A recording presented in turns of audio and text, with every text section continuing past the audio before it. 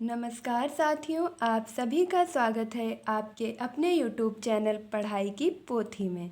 तो प्यारे साथियों, आज हम मनोविज्ञान विषय जो कि आपका TET, super TET, KVS, PRT, DSSS इन सब से संबंधित परीक्षाओं में पूछा जाता है।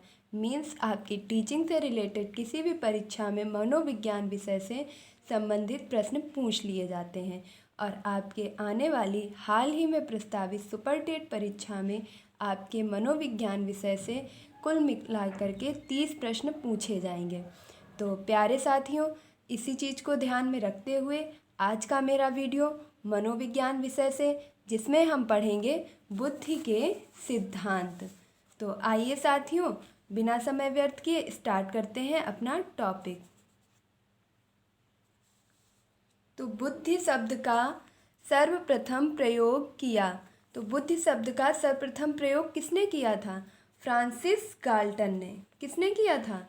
फ्रांसिस गाल्टन ने। नेक्स्ट है आपका बुद्धि लब्धि का संप्रत्यय दिया। बुद्धि लब्धि का संप्रत्यय दिया टर्मन ने।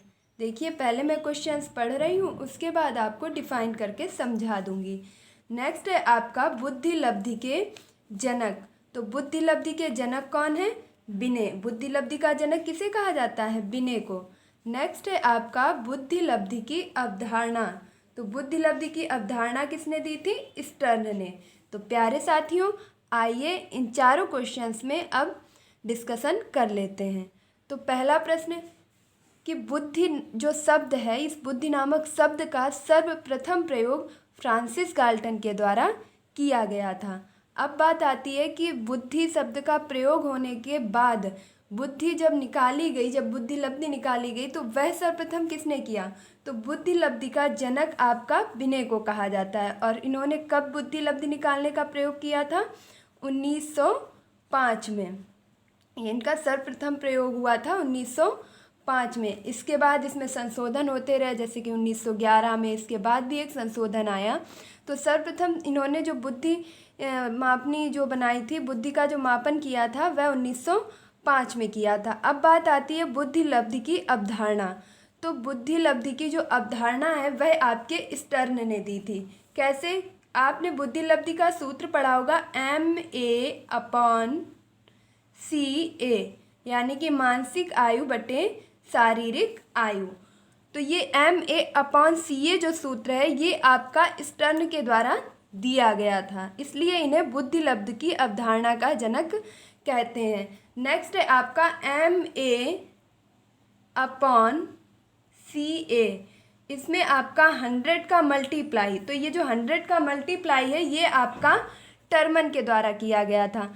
अब आप चीज़ों को समझ पा रहे होंगे और उनमें अंतर भी कर पा रहे होंगे कि शब्द का प्रयोग आपका सर्वप्रथम किसने किया है? तो फ्रांसिस गाल्टन ने। और बुद्धि लब्धि का जो मानसिक बुद्धि लब्धि है, मानसिक बुद्धि लब्धि का संप्रत्यय आपका बिने ने दिया है। कब दिया है? 1905 में। पर उस समय किसी भी सूत्र का प्रतिपादन नहीं किया गया था।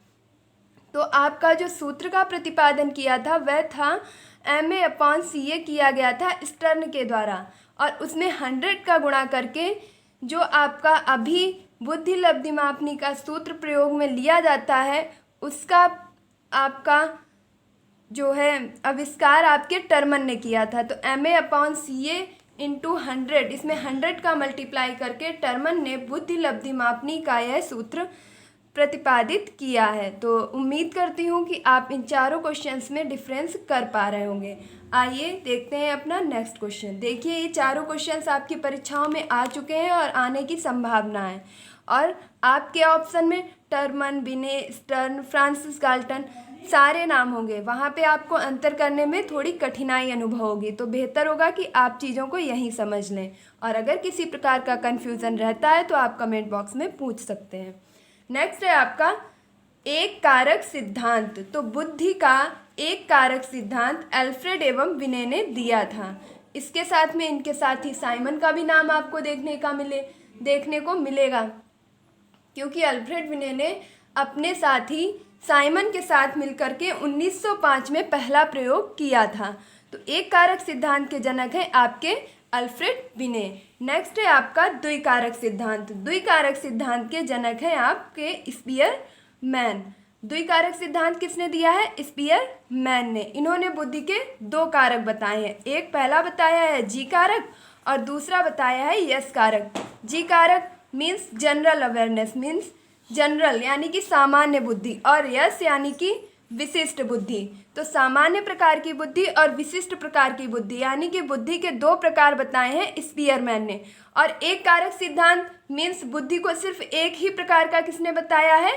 अल्फ्रेड बिने ने। इनका कहना था बुद्धि एक ही है, उसमें कोई भी अलग अलग खंड नहीं है, एक ही प्रकार की बुद्धि है। और द्विकारक सिद्धांत दिया था स्पीयरमैन ने। स्पीयरमैन ने बताया था कि एक होती है आपकी विशिष्ट बुद्धि और एक होती है सामान्य बुद्धि।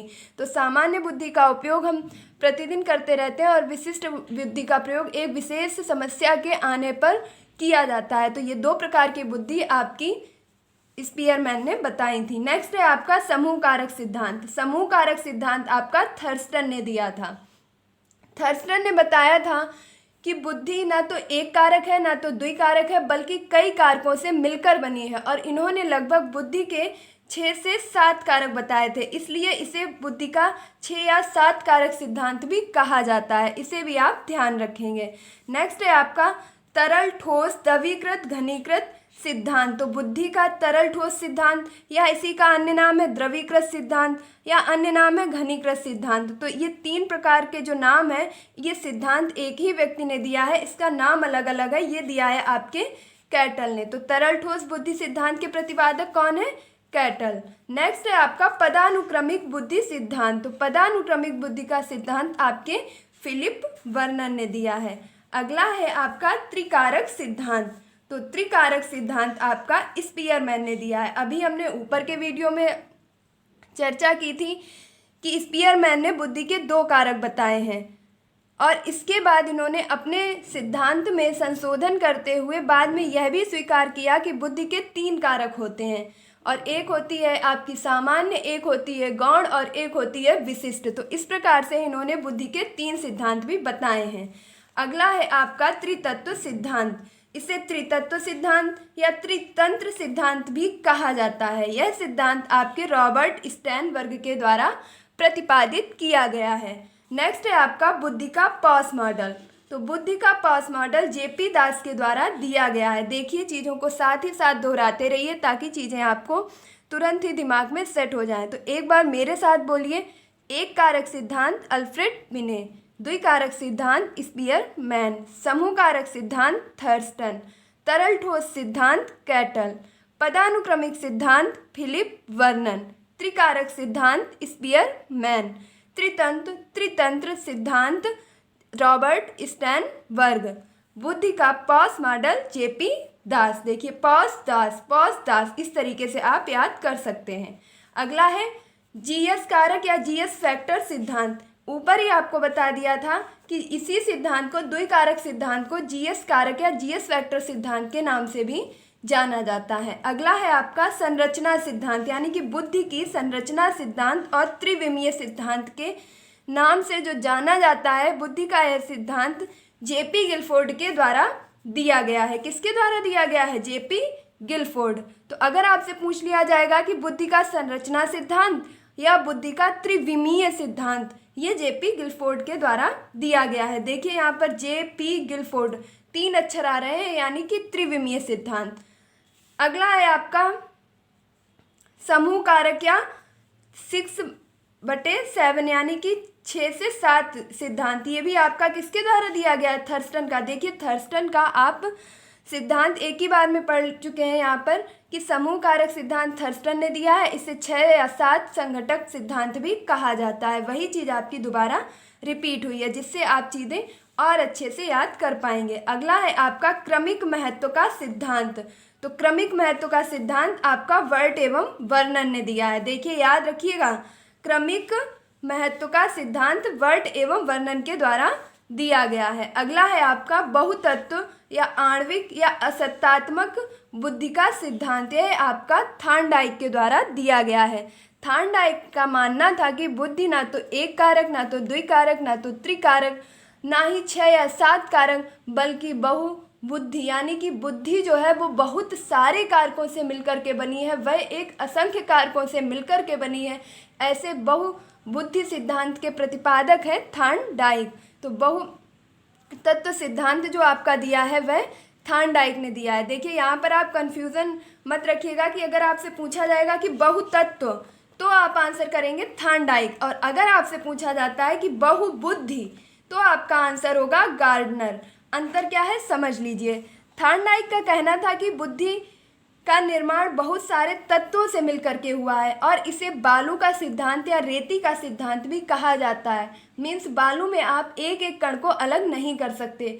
उसी प्रकार आपकी बुद्धि में भी ऐसे असंख्य और अनंत ढेर हैं जिनसे आपकी बुद्धि का निर्माण हुआ है। एक एक कण से मिलकर के ही हमारी बुद्धि का निर्माण हुआ है। तो इस तरीके से बहुतत्व बुद्धि का सिद्धांत थॉर्नडाइक ने दिया है। अगला है आपका बहुबुद्धि का सिद्धांत। अब बहुबुद्धि का सिद्धांत क्या है, तो इसमें इतना अंतर है कि इसमें जितने भी तत्व हैं थॉर्नडाइक के सिद्धांत में उन्हें गिनना संभव नहीं है, जबकि बहुबुद्धि सिद्धांत में हॉवर्ड गार्डनर के द्वारा बुद्धियों के बहुत सारे प्रकार बताए गए हैं और उन्होंने मुख्यतः 10 प्रकार की बुद्धि मानी है। कितनी मानी है? 10 प्रकार की। तो इस प्रकार से आप इसमें अंतर समझ सकते हैं कि जो थॉर्नडाइक का सिद्धांत है वह बहुतत्व का सिद्धांत है जिसमें किसी भी कारकों का उल्लेख नहीं किया गया है। मीन्स बहुत सारे कारक हैं और बालू की रेत या बालू के ढेर के समान हमारी बुद्धि होती है। और बहुबुद्धि यानी कि गार्डनर के द्वारा बहुबुद्धि का सिद्धांत दिया गया है जिसमें उन्होंने 10 प्रकार की बुद्धि बताई है, जैसे कि आपकी संगीतीय बुद्धि, स्थानिक बुद्धि और आपकी गतिक बुद्धि। इस प्रकार से भाषिक बुद्धि, आपकी 10 प्रकार की बुद्धियाँ उन्होंने बताई हैं। अगर आपको बुद्धि से एक एक सिद्धांत से डीपली थोड़ा जानना है तो आप कमेंट बॉक्स में बताइए, मैं एक एक सिद्धांत का सेपरेट वीडियो बना करके प्रोवाइड कर दूंगी और उसमें आपको गार्डनर द्वारा बताई गई 10 प्रकार की बुद्धियों का विश्लेषण अच्छे से कर दिया जाएगा। अगला है आपका संज्ञानात्मक बुद्धि। तो संज्ञानात्मक बुद्धि का सिद्धांत आपके जीन पियाजे के द्वारा दिया गया है। अब आप कहेंगे कि जीन पियाजे के द्वारा संज्ञानात्मक बुद्धि का सिद्धांत दिया गया है, तो मीन्स संज्ञानात्मक बुद्धि का अर्थ क्या है? तो संज्ञानात्मक बुद्धि का अर्थ है हमारा संज्ञान। हम किस प्रकार चीज़ों को अपने दिमाग में रखते हैं उसे हम संज्ञान कहते हैं। इन्होंने संज्ञानात्मक बुद्धि के 4 प्रकार बताए हैं। इन्होंने बताया है कि बालक में 4 प्रकार की संज्ञानात्मक बुद्धि होती है। मीन्स संवेदी, गामक अवस्था। इन्होंने बालक की 4 जो अवस्थाएं बताई हैं विकास की, उसी को कहते हैं संज्ञानात्मक बुद्धि की 4 विशेषताएं। तो इन्होंने पियाजे ने संज्ञानात्मक बुद्धि के 4 प्रकार बताए हैं। अगला है वर्ग संघटक। वर्ग संघटक या संघ संघटक या प्रतिदर्श, इन तीनों नामों से जाने वाले इस सिद्धांत का प्रतिपादन जी थॉमसन के द्वारा किया गया है। तो वर्ग संघटक या संघटक या प्रतिदर्श सिद्धांत आपका जी थॉमसन के द्वारा प्रतिपादित किया गया है। अगला है आपका संवेगात्मक बुद्धि। तो संवेगात्मक बुद्धि का सिद्धांत आपके डेनियल गोलमैन के द्वारा दिया गया है। देखिए, नाम विशेष ध्यान रखिएगा। संवेगात्मक बुद्धि का सिद्धांत डेनियल गोलमैन के द्वारा दिया गया है। पर आपके संवेगात्मक बुद्धि का प्रयोग, जो संवेगात्मक बुद्धि है इसमें संवेगात्मक शब्द जो है, इस शब्द का प्रयोग सर्वप्रथम सैलोवी एवं मेयर के द्वारा किया गया है। किसके द्वारा किया गया है? सैलोवी एवं मेयर। मीन्स अगर आपसे पूछा जाएगा कि संवेगात्मक शब्द का सर्वप्रथम प्रयोग किसके द्वारा किया गया है, तब आपका आंसर होगा सैलोवी एवं मेयर। और अगर आपसे पूछा जाता है कि संवेगात्मक बुद्धि सिद्धांत के जनक कौन हैं, तब आपका आंसर होगा डेनियल गोलमैन। तो दोनों चीज़ों में अंतर आप आसानी से कर पा रहे होंगे। आइए एक बार फिर से इन सभी सिद्धांतों का क्विक रिवीजन कर लेते हैं।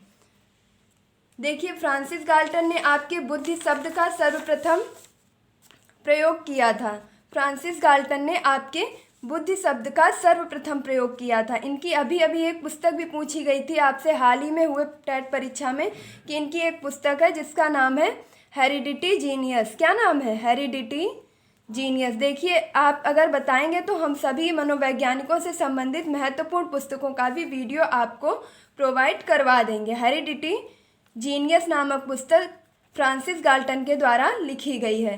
तो बुद्धि शब्द का सर्वप्रथम प्रयोग फ्रांसिस गाल्टन के द्वारा किया गया। नेक्स्ट है आपका बुद्धि लब्धि का संप्रत्यय दिया टर्मन ने, यानी कि बुद्धि लब्धि का जो सूत्र है वह किसके द्वारा दिया गया, टर्मन के द्वारा। और बुद्धि के जनक कौन कहे जाते हैं, विनय एवं साइमन। नेक्स्ट है बुद्धि लब्धि की अवधारणा किसने दी, स्टर्नबर्ग ने। एक कारक सिद्धांत अल्फ्रेड विनय, द्विकारक स्पीयरमैन, त्रिकारक स्पीयरमैन, समूह कारक थर्स्टन और इसके बाद 6 या 7 सिद्धांत भी थर्स्टन।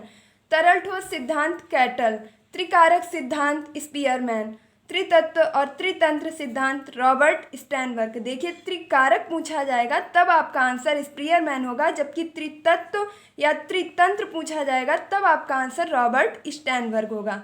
बुद्धि का पॉस मॉडल जेपी दास, जीएस फैक्टर स्पीयरमैन, संरचना सिद्धांत जेपी गिलफोर्ड, समूह कारक सिद्धांत थर्स्टन, क्रमिक महत्व सिद्धांत वर्ट वर्नन, बुद्धि का बहुतत्व का सिद्धांत थार्नडाइक, बहुबुद्धि का सिद्धांत गार्डनर, संज्ञानात्मक सिद्धांत पियाजे, वर्ग संघटक या संघटक सिद्धांत जी थॉमसन, और लास्ट है आपका संवेगात्मक बुद्धि का सिद्धांत डेनियल गोलमैन। और संवेगात्मक शब्द का प्रयोग आपका सर्वप्रथम किसके द्वारा किया गया था, सैलोवी एवं मेयर के द्वारा। तो प्यारे साथियों, उम्मीद करती हूँ कि आपको मेरे द्वारा ये बुद्धि के सिद्धांत समझ में आ गए होंगे और यह वीडियो आप पसंद करेंगे। तो प्यारे साथियों, अगर यह वीडियो आपको आपकी परीक्षा की दृष्टि से हेल्पफुल लगता है तो प्लीज़ इस वीडियो को लाइक कीजिए, ज़्यादा से ज़्यादा शेयर कीजिए और अपने चैनल यानी कि पढ़ाई की पोथी को सब्सक्राइब कीजिए। मिलते हैं अपने नेक्स्ट वीडियो में। और प्यारे साथियों, अगर कोई भी इस सब्सक्रिप्शन में एक भी सब्सक्राइबर अगर TET, UP TET, super TET या सी टेट या आपके डीएलएड, बीएड इससे संबंधित कोई भी स्टूडेंट है तो प्लीज़ कमेंट बॉक्स में बता दीजिएगा, क्योंकि मैं उसके बताने से जान पाऊँगी कि मेरे चैनल पर टेट और सी टेट के भी विद्यार्थी जुड़े हुए हैं, तो मैं अपनी इस मनोविज्ञान की श्रृंखला को जारी रखूँगी। तो प्यारे साथियों, एक कमेंट्स ज़रूर कीजिएगा। धन्यवाद।